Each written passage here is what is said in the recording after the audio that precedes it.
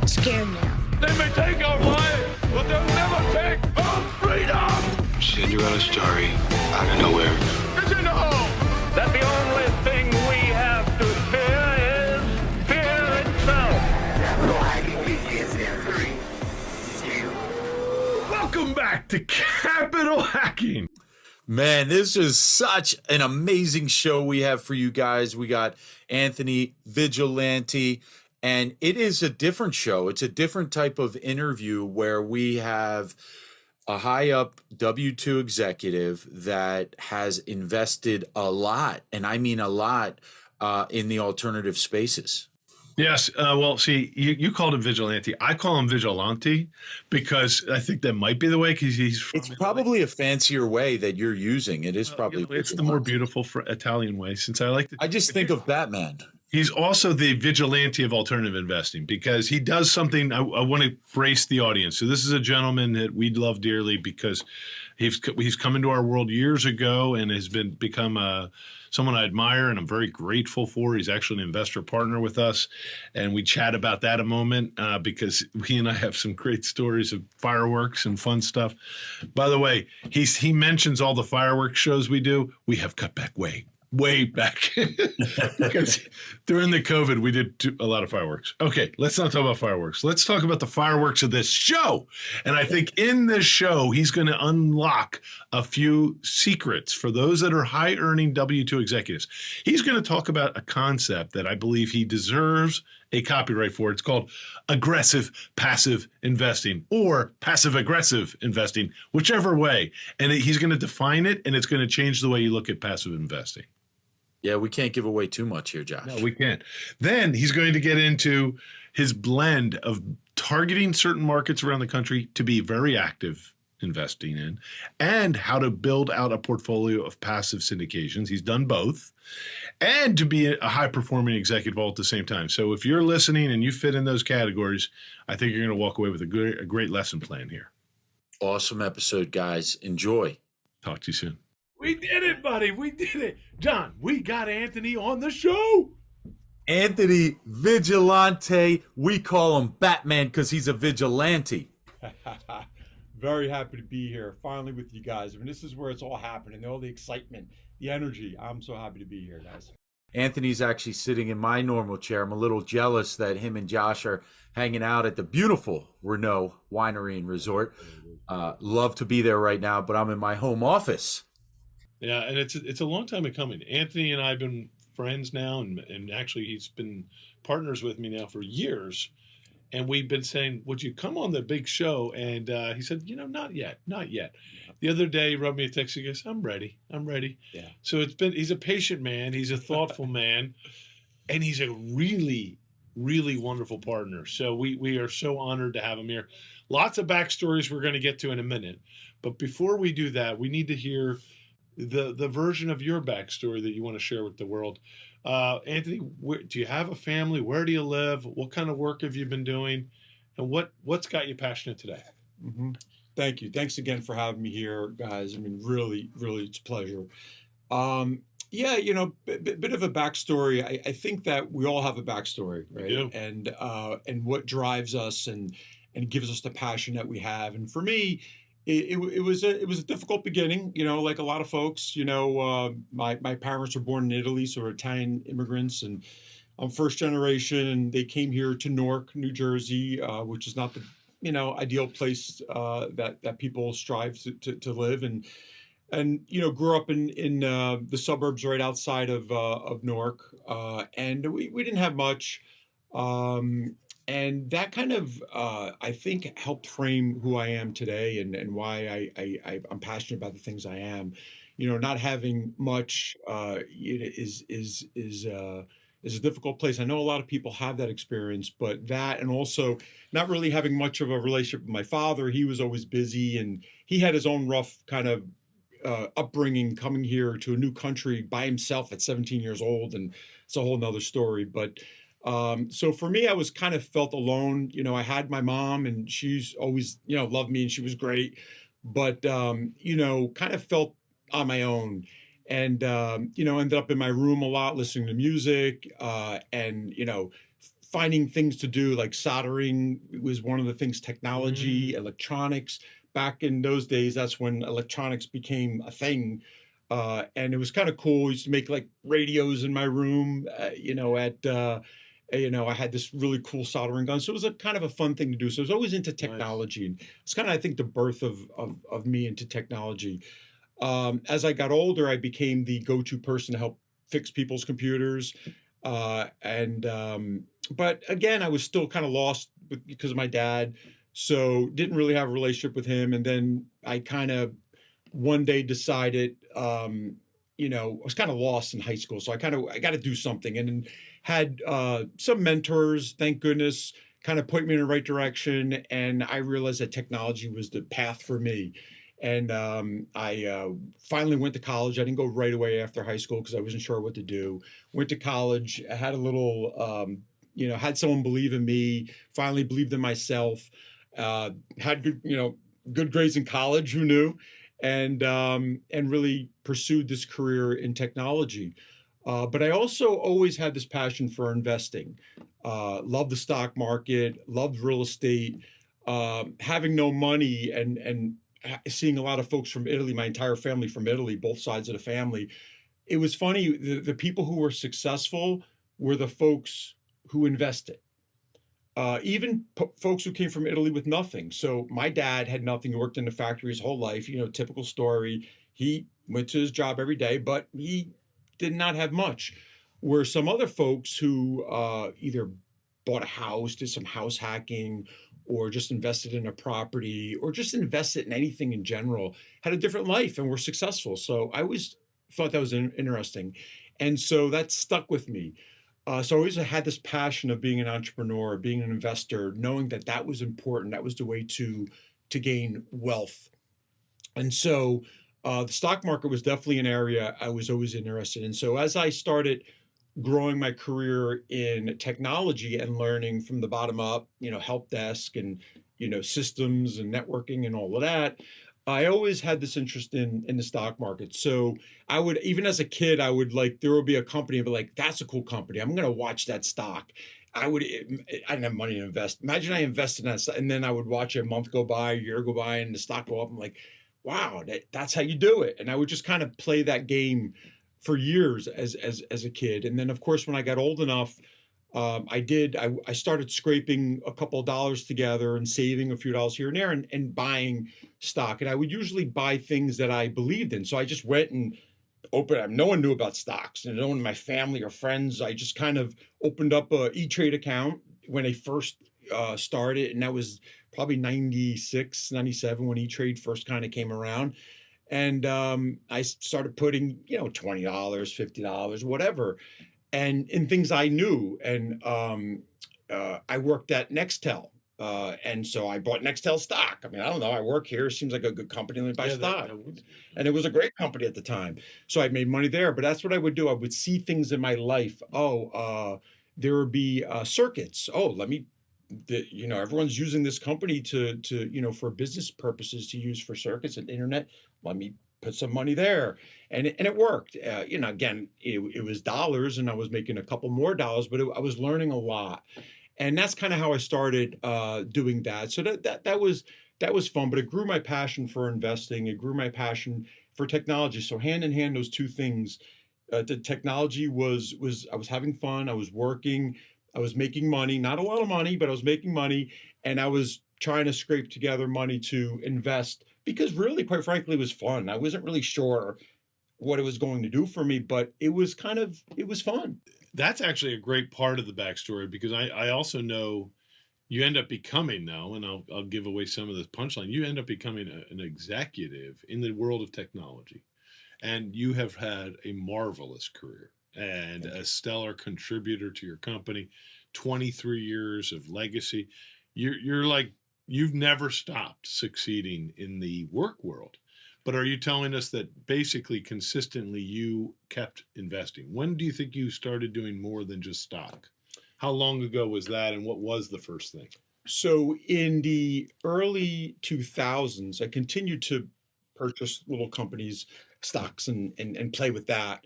And there was ups and downs in the market, of course. The early 2000s, there was crashes, and I kind of saw. I took the temperature of the market, and I would try to back up when it was time to back up. I would always, through the years, for whatever reason, I would always hold on to a company I believed in, and when I would have this either percentage or dollar number in my Okay. mind, and when it went up here, I would sell it, and then it would go back there because bad news would come out or whatever, or the stock market would just crash. It would come back down here, and then I'd buy it, and then I'd sit on it, and then it would come back, and I would kind of play that game with a single stock or like three or four stocks that I believed in, that I knew that was always going to be around, that these fluctuations were temporary. So I did that for years with certain, usually technology stocks, because that's what I understood. But I started with real estate. Again, that's another thing that I realized that that was a way that people were getting out of poverty and building some wealth. So in the early 2000s, I started purchasing homes in Camden and Philly. That was my first. Now there were D class. I didn't know what D class meant, but at the time Now I look back, I was buying D class. So lesson learned. It's not easy to buy D class properties, and you definitely cut your teeth on that. And it was a learning experience, but it was a great experience. I learned a lot. I made an income. There's passive income happening there. There was headaches, of course, as you can imagine, but I really learned a lot in those few years. And fortunately, I sold them before the crash happened in 2008, 2009. So I kind of got a little lucky. I think what happened was I couldn't find a property manager.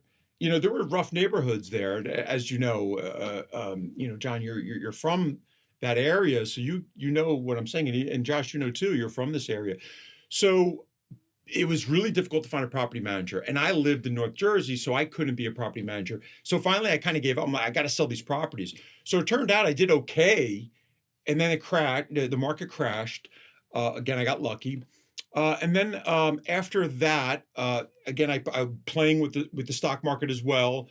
Fortunately, started seeing things get super hot in 2008 with the market. I started selling some things. So I was in a good position after 2008, 2009. I kind of let everything settle. Now, don't forget, I worked in the financial industry. So I kind of had my finger on the pulse. So it's not like I was a genius. I kind of knew what was happening. I worked in Manhattan at the time and for all those years. So that attracted me to that company as well because, it was technology and the stock market together. Wow, perfect for me. So I ended up working in the financial industry doing technology.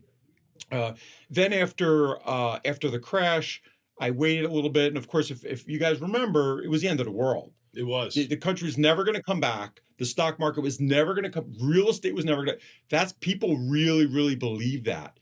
And as we've learned, right, be fearful when people are greedy and greedy when people are fearful. I think we've all learned that lesson. I was like, okay, I don't believe that. I don't believe that it's never going to come back. So I started purchasing some stocks again, things I believed in. And I started purchasing real estate in Florida. Wow. So I mostly single family homes. Wow. Now for me, I had a very demanding job, as you can imagine, technology, financial. So I was really looking for passive. So for me, it was passive income for a W-2 employee, right? I didn't have time to really spend. So I joke and I call it passive aggressive because, nothing's really passive, right? I mean, let's face it. If you're really going to be passive, you're going to make a mistake, right? So you have to aggressively do your research, do your homework, get into something. And there is some piece of it being passive, but you always have to kind of watch it, right? And know that when it's time to make a change or go in more, come out, or play that game. I've always kind of played that game of, okay, it's here now, or now it's here, right? Buy low, sell high, right? That's what we learn, right? So that's the goal. And you're never perfect, right? I mean, boy, I made mistakes. I mean, I learned, I made mistakes, but I won a couple more times than I lost. And I think that's the key here, Yeah. right? Well, let's not worry about losing. I think a lot of people are worried about that so much that they don't do anything.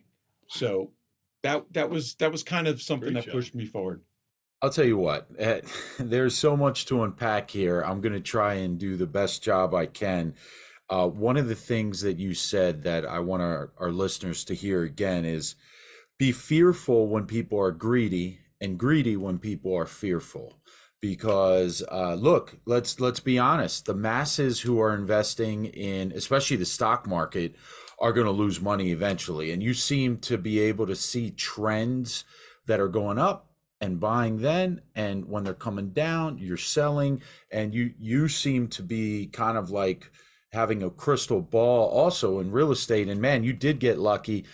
Property management companies are very selective in neighborhoods. I mean, if you know Philadelphia and Camden, New Jersey, I mean, property management companies are very selective on which neighborhoods they will manage and which ones they won't. So I think they definitely may have done you a favor in 2008 before that crash. But it's also unusual to have an interview with somebody here that is in a W-2 full time and also able to buy real estate, invest in a lot of different spaces. How were you able to do that, like managing your time and also your risk? Yeah, that's a great question. And that's why I call it passive aggressive, right? Because there's times where you need to do your research and learn. So when you're looking at a new market like Florida, so when I first was like, I'd like to start buying properties in Florida. So what do I have to do? I have to find a property manager, I have to find a realtor or wholesaler, I have to find people who help me fix things. So yeah, there's a little work there. And on the weekends, on my downtime, I don't like downtime. I like keeping myself busy. I just like doing things. And this was before kids. I had more downtime. Now my weekends are filled having fun with the kids, which I love. But what I would do is I would research this market. Where in Florida do I want to be? Right? It's location, location, location, and then talking to people, reaching out to people, and and I ended up finding someone who I still talk to today and still do deals with today. He's been a great partner, and he happened to be my property manager and my realtor, and he had connections with contractors. So I think once you do that hard work, then you can step back and say, okay, now it's on a little bit of an autopilot. He'll bring me some deals. I'll look at it. I'll know how to underwrite it quickly, using the 1% rule. I know that everyone kind of knows the 1% rule, but I'll look at that as a gauge. And if I want to look any further, and then I'll go through my underwriting process. But it's not a lot of work. And then you buy something, you rent it out, and someone's taking care of you. You need a team, right? Building the team is hard, but once you have the team, it becomes passive again until you want to make a change, right? So that's kind of what I did there. I kind of, yes, it was a lot of work, but then it got easy. I think that's the whole passive piece. And Josh, I know you have a question coming up, but it sounds really, really smart for you to put a team together because it's a totally different location, new market for you, where you're putting a team together before you're purchasing. Did I hear that correctly? Absolutely. Very smart. 100% needed, because guess what? If you can't build a team, because that can happen, you can try to build a team and you can't, well, then maybe it's time to move on to somewhere else. Because without that, forget it. You're not going to succeed. And I think a lot of people get too caught up with, well, I don't want to give 10% to this person and 15% to that person. But think about it. 10% of something means you're making money. 10% is, 100% of nothing is nothing, right? So I don't get caught up on, 10% here and 20% there. If I'm making money and it's worth my while, it's worth my time, then it's a good thing. So building a good team, sometimes you have to pay a little more for a good team, but yeah, that's the important part. And it's not easy. And a lot of times I moved on to different markets. I looked at many, many markets in this country, and I moved on from many markets in this country. But the key is finding that team. Anthony, I've known you now for several years as someone who joined us, has partnered in one of our projects, actually more than one. And I'll give you my perspective on you. I feel like there's a lot more we need to learn about you. I think you and I had lunch this summer and you talked about how you were buying that property, commercial property, or maybe selling one. And I was thinking, wow, how do you do that? So I think it's a little unclear to me how you did manage to build these teams. How many did you end up buying in Florida? Just to give us an example, I'll ask you a few simple questions. How many did you buy in Florida with that partnership that you still, it's not really a partnership, but that teammate? Mm-hmm. And was there more economic benefit for the teammate than just a commission? Like, did you cut that person in on deals? How did that relationship evolve? Mm-hmm. Yeah, thank you. So, absolutely. You know, that's a really good point. You need to be fair. And you need to know when, if someone is being a friend and a partner and taking care of you, there's times you have to take care of them. And there's many situations where I, threw him extra money, a bonus, whatever you want to call it, because he found something for me. And he's already making his 10% for managing it. Of course, he's making his money because he's the realtor, but he's doing more than being a realtor and being a property manager. So many times I said, hey, this is what's fair. I'm going to do this for you. And he was always appreciative of it. I was lucky to find a partner like that in Florida, and he never asked for it. And I think if you're proactive in doing that, then that's how you build a relationship. Because I really liked the person, he became a friend. And I think that has happened. That's just one example, but that has happened in multiple markets. I'm doing things in San Antonio right now, and I've done things in other markets, and it's all the same story. It's finding someone truly doing the right thing. They say win-win, right? Doing the right thing for them, they do the right thing for you. You're not taking advantage of anyone. You're not trying to make an extra % or two. Everyone wins. And if everyone wins, guess what? You win too. So so you still have the Florida assets?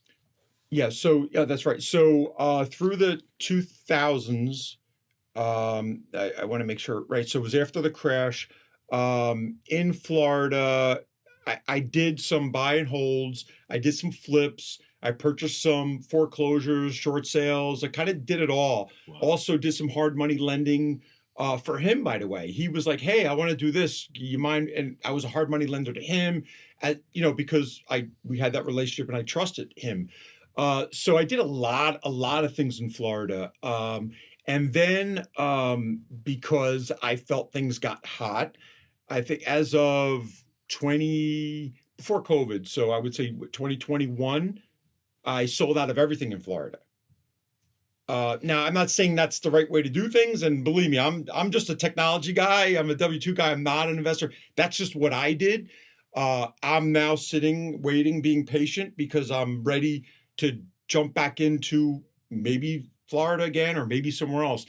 But that's just what I did. Now, you can also just sit on it forever, and a lot of people do that. And that was my intention, but it was so hot. And if people are going to offer me X, I'll take it. So then they were a lot of single family homes. I decided to do more multifamily, and I was doing that, and I am doing that in Texas. So that's kind of made a transition from multifamily, from single family to multifamily. And for us listening, I met you through the syndication work where you partnered into our projects, and I didn't realize. I mean, what you're describing now sounds like you've been out there sponsoring your own deals with teammates in different cities, and it seems like you've mastered this idea of small team management. Let's hear more about San Antonio and what projects are you doing there? Is it multifamily, or are you doing commercial things? And how did you create a partnership? And back to that, building the team, which is a good point. It's all about being fair and really caring about people, right? And I think that's the same concept I use for building my team at my W-2. Is no different than building an investment team, a friendship, anything, right? It's trusting each other, always doing the right thing, integrity.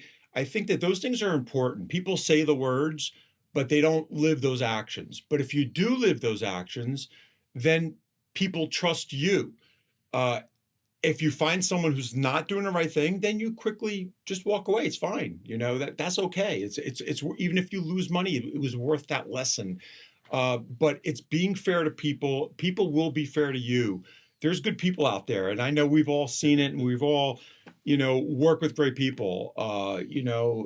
I do a lot of investing with Josh. He's a great person. One thing about syndications, and I'm sure we'll touch on that in a minute, but I think that the property, the investment, the market is important, but the person, the sponsor, the person who's running it is just as important, if not more important. Right. So I trust, and I'm not just saying this because I'm on your podcast. I'm on your podcast because I do like you and trust you, but I trust Josh, which is why I invest in his syndications. And by the way, the stuff he's doing is good too. But that's who I'm investing in. So when you're looking at a syndication, you have to look at the person. And that's part of the research you're doing. Now, instead of building a team buying real estate, when you're looking at a syndication, you are looking at who's running things and what's their track record. Who are they? Do they have integrity? And then once you feel good about that person, then you're all in on what they're doing. You're doing that. Yep, I believe in you. Yeah, that sounds like a good market. I'm in. So again, that's on the syndication. Sorry to sidetrack there, but San Antonio. Yeah. So I'm in San Antonio, multifamily residential. I have actually I just sold a commercial property, which was a strip mall, because again, the market's hot. Why not? If so, sometimes I'm like, yeah, I'll put it on the market just to see. And I'm like, oh, really? Okay. If you're going to give me that, I'll take it. And you know what? Again, it's a win-win because guess what? They're going to buy that. They're going to be successful. They're going to do well. And, and it worked out for me. So that and some commercial property, right now I have a bakery, used car lot. I mean, I'm not running the business. I just own the property. Wow. Mobile home pads, whatever opportunities are out there. So I kind of have a little bit of everything. I kind of just look at the opportunity. It's all just underwriting, right? If it works, it works. And I also am involved in a lot of syndications because, again, that's, to me, truly passive. Of course, there's the aggressive part in the beginning, doing your research on Josh. He's a good guy. He knows what he's doing, whatever. But then also on the property. But once that's done, it's passive. You invest, and now you just sit back, and there's really nothing for you to do. You want to jump in on the meetings, you want to look at the quarterly reports, but really it's passive. So I've been doing a lot of that over the last few years as well. Anthony, you are crushing it, by the way, giving us loads of great information. A few things that I caught on, and something I'm really big about is you were talking about giving up 10% or a certain percentage to people. I think people get caught up in what others are making. I always tell people, like, don't look in others' bowls, worry about your own bowl. And the only time to look in someone else's bowl is to make sure they have enough to eat. Outside of that, don't count other people's money. Worry about if you're making money on the deal and you're happy with it, it doesn't matter what somebody else is making because you're doing what you set out to do. And that was, whatever that subjective goal is, right? So that's one of the things I caught. And a good example, just to touch on, a good example of that where people really get caught up on is wholesalers. You find a good wholesaler, they're going to find you a good deal. If you're worried about what the wholesaler is making, you've missed the point. You're getting a great deal and you're going to make money. You hope the wholesaler makes great money. That's what you want. You want them to be happy, so they bring you more deals. So that's just, sorry to interrupt, but that's one example where people really get caught up on what other people are making. That's a great example, by the way, the wholesaling aspect, because people definitely are like, oh, you're making whatever, 50 grand or 80 grand on the deal. Who cares? You still got a great deal. You're happy with the deal. If you didn't have any of that knowledge, you'd be really happy with the deal. So yeah. And then you also talked about just being fair and caring about people. And that, by the way, is reflected through your whole personality of knowing you. For the listeners, all three of us are part of an awesome organization community called GoBundance.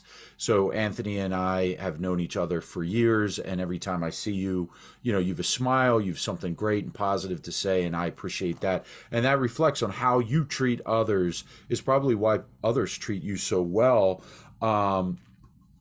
one of the things that you were talking about is investing in syndications and really the person, right? Because I think a lot of people get caught up like, oh, these guys are either syndicating or I want to invest in a syndication and that shiny penny or grabbing what's in proximity. I think Cody Sanchez was talking about don't just reach for something because it's in proximity of you.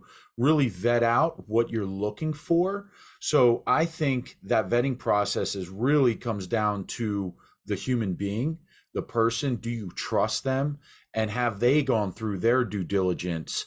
And is this a great investment? And obviously with Josh McCallan, it is. We know who he is. He's a great man. And, you and I have invested in other syndications as well. And I think it comes down to the person. How many syndications are you currently in?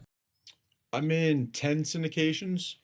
Uh, and I kind of how I look at it is first I see something I want to be involved in. So it could be multifamily, could be storage, hospitality. So there's certain things that you want to be involved in, and maybe I can't go out and do all the homework to do that. And I'm like, okay, and then you find the right person. Or sometimes I've done it the other way around, where I found someone who I really trust and see what they're doing and say, yeah, you know what, I can believe in that. So yeah, so I will invest in folks that do something I believe in and I believe in them.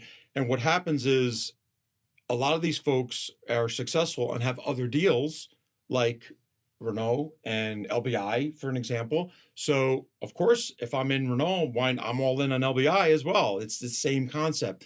So a lot of the syndications I'm in, it's not 10 different people, but it's a few different people. And each one of those folks, I have a few different syndications in each. Again, thank you so much. First of all, honored and humbled that you guys are speaking kindly about what we do, and I'm honored by that. And for me, there's this magic thing you've taught me, actually, by the way. Your name shows up a lot, Anthony, in stories I tell, because I joke, I say, when we first learned, thank you for bringing this up, so I'm going to just finish it. When we first learned about the idea of syndication, because, previously, I think we all would imagine that big properties are owned by wealthy families or the big businesses. And it's amazing when families can get to own these big businesses. Um, and I had this dream that people would invest and take ownership and be proud owners. And there's no more proud owner than you.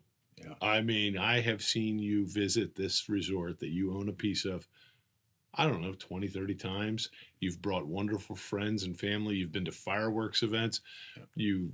Everyone who works with us knows you. I mean, it's like you lived the dream I dreamt. Yeah. That people would enjoy what we're doing. And actually, you do it because you enjoy it. Not even just because you're an owner. But I watch you bring people, and it's like, guys, are you guys picking up on this as you're driving your Teslas? It's like this magical win-win. Anthony's the prototype of what we hope to do for 100 years, Absolutely. I mean, I love coming here. My family loves coming here. If I'm going to put together a golf event, it's going to be here. Like, why would I go somewhere else? And if people don't want to drive an hour or two or whatever, well, then, sorry, I guess you're going to miss it because that's where we're going to go. But Mike, it's a tradition now. We've come for your fireworks every, 4th of July. Last year or 2 years ago, you had a Memorial Day, Labor Day, and 4th. We came all 3 times. Never doing that again. But now it's 4th of July, right? Yeah. And the kids love it. It's a tradition. They ask about it now. It's automatic that we're coming here. We come, the kids would come for ice skating in the wintertime. We've been here the first time we did it. We came again this year. It's the hot cocoa, the fire pits. Like, I love it. I really, even if I was not an investor, I would be coming here, enjoying it. I have a property down in South Jersey, so it's only a 40-minute ride. So whenever I'm down there, I always find an excuse to come up here and spend a day, have a meal. It's fun. John, I'll let you take over, but do you see how geeked out I get about this guy? First of all, it's an honor to have Anthony on the show because I've always been like, man, I love you. Thank you for being such a great Teammate. By the way, for our listeners, before we started interviewing Anthony, Josh slipped him $100 bill. Renault so hard. I saw it on video. I don't know if we were recording, so no one else is going to see it. I'm cheap, $100. You know, it's all fake. But here's the honest truth with the alternative investing that we talk about all the time on this show. That is the advantage. You know, when you're investing in the stock market or mutual funds or this or that, all right, you're putting money, it's like socks in a dryer. You may get the pair back. They may disappear somewhere. You're not really sure what's going to happen. There's always mismatches. With this alternative investing space, you get to like actually visit it and touch it and be a part of something amazing. It's like, wow, okay, this is where my whatever, 50 grand, 100 grand, $500,000, this is where it's going. And I see it growing like, you know, this is right in my hands. It's beautiful. But I want to pivot the show a little bit because Anthony, I know you're really big on giving back, and generosity is a huge part of your life. Can you talk to us about what your philosophy is on giving back and what you're currently giving into? Yeah, thank you for asking. So giving back has always been important to me. Now, of course, years ago, I didn't have anything to give back as far as money, but I always found a way to give and to help, be even if it's a mentor or help someone on the street, could be a stranger, could be a friend, could be anything. But it's so important. I think for me, I think why it's because I was in high school, or I didn't have hope. I had nothing. I felt lost.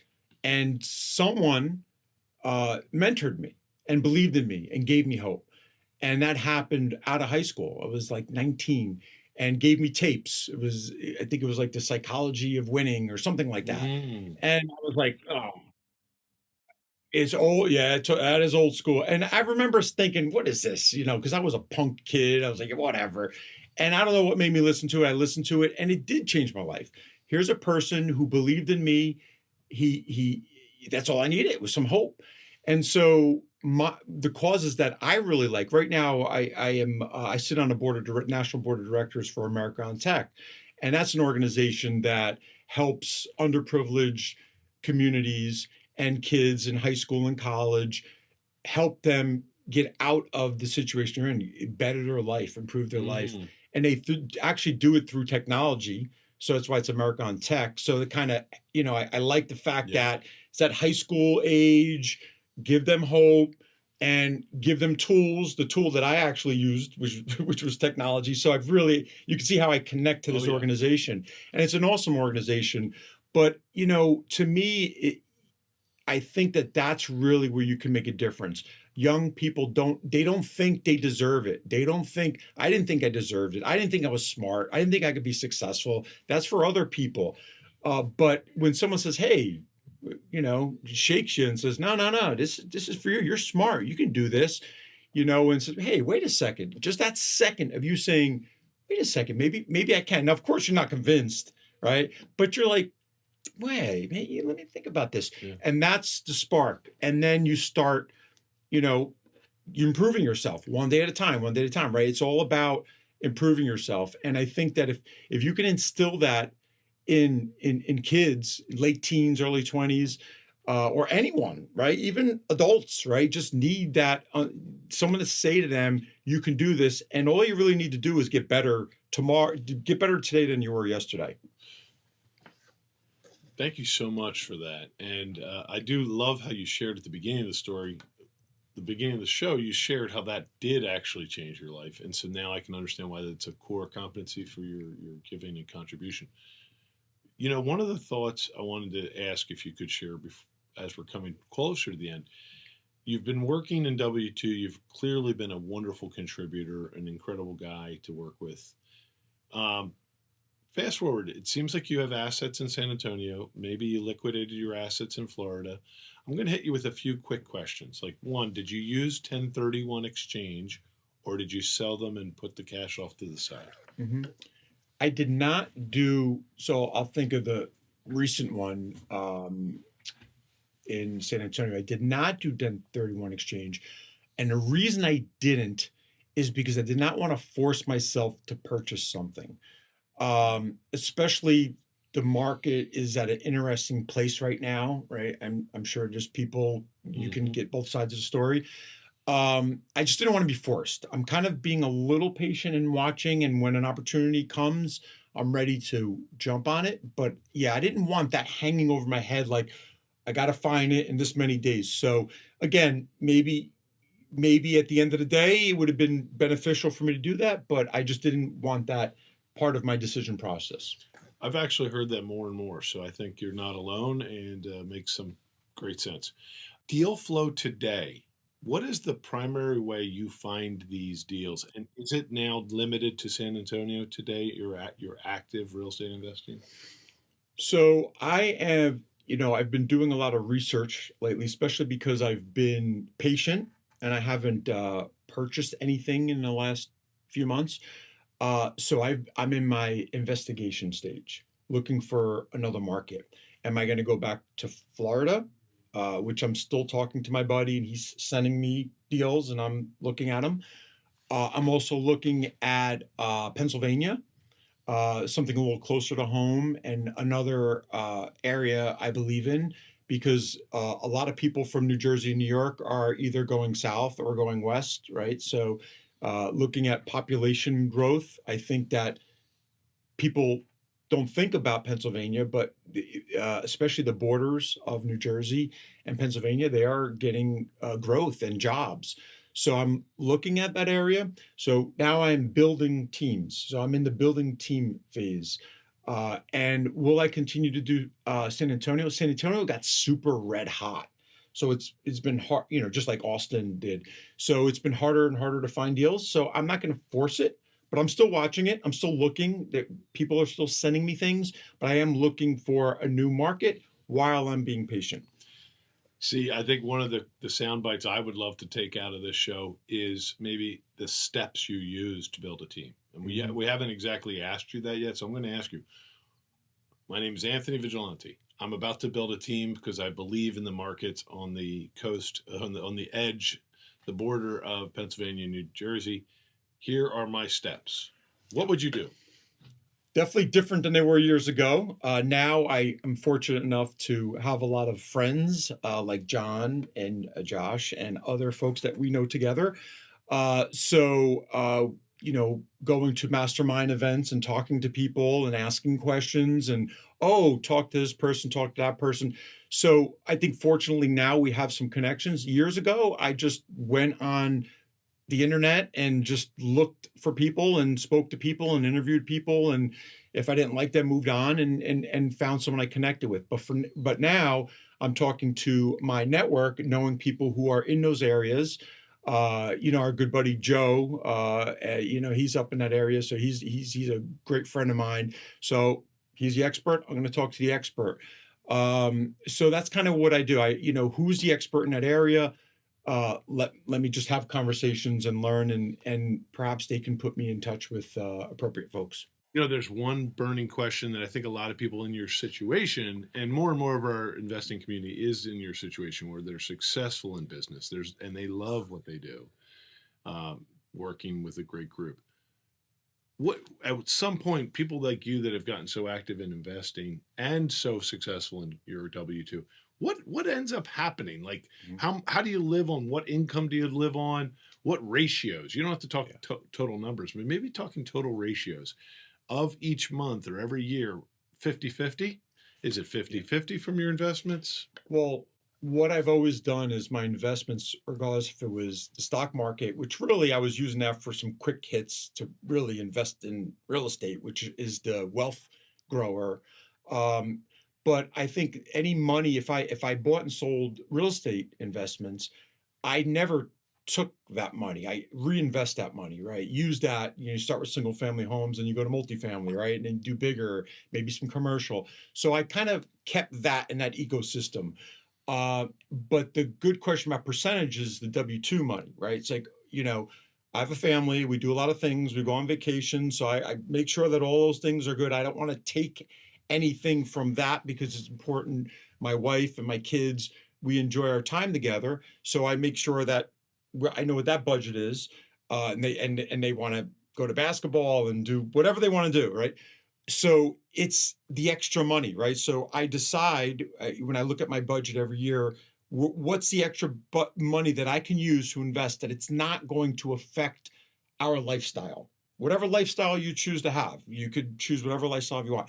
So you know what that number is. So then I start using that for more real estate investing. So whatever's coming out of the real estate investments, Do you think you I would say that it's after tax, because W-2, Sure. I pay a lot of tax, 30%. That's good. That's really good. You're on a great budget and you've probably lived lean your whole life so that you can keep doing these different great investments. So so what I heard you say, I'll summarize for us, is 100% of whatever you've put into the investment machine stays in the investment machine. Yes. That's that. But then of the money you earn as an executive, you try to carve off 30% to put into the investing machine. Yes. And very fortunate that my wife and I, we're both very frugal. And my wife, she's even better than I am with money. She's always looking at, the bottom line and supermarkets and sure we should go out to dinner, so because of that, I'm doing the opposite. Let's go out to dinner. Come on, let's have some fun, because she's so frugal. So I'm fortunate about that. And my kids are really good too. They're not demanding. So that helps. But it's important, if you're going to do this, it's important to make sure that you're having fun with the family, doing those things, because that's what life's all about. And then it's got to be a piece that everyone's comfortable with. So that's part of the, first of all, great wisdom. And I think people listening who are high earning executives like yourself love to have just some kind of ballpark. Yeah. What are people putting off to the side into the investment machine that they're building? Now let's go to the passive income side. Well, we could talk about it as income even. What ratio did your passive income get to compared to your W-2 income? Did it ever get to parity, or is it higher? That's a great question. It never got to parity because I did a lot of flipping. I sold, right? So a lot of what I've done is I've purchased something, fixed it up, rented it out for a few years, and then have sold it. I could have held on to it, right? If you really want to build that passive income, the cash flow, then you just hold, right? There's some folks that say you buy, you just never sell, and you hold it, and then you build it up, and then it gets in parity with your W-2. I am not in that situation. I've been opportunistic to say, hey, here's a good time to sell it. But I am reinvesting that into the real estate, which builds your net worth and your wealth, but it doesn't build the cash flow. So that's something that you have to think about, right? Are you looking to build cash flow, or are you looking to build your family net worth? Both very important, but you have to think about that. Anthony, thank you so much for your time on this podcast, man. So many great things that you've said that I know our listeners have learned from you and grown from, and you've given us awesome ideas. How do we find you? How do our listeners connect with you? Yeah, I'm not a big social media person yet, but maybe I need to start doing more of that. But of course, I'm on old school Facebook and LinkedIn. That's the two platforms that I mostly use. So you can find me on either of those places. But yeah, I probably need to start. I got to talk to my kids. They'll school me.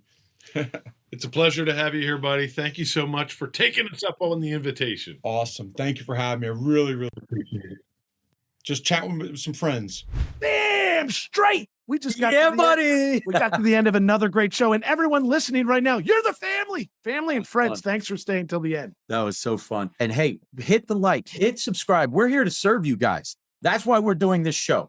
Josh is not paying me. I'm doing this off of my quote unquote sweat equity, because we want to make a difference in your life.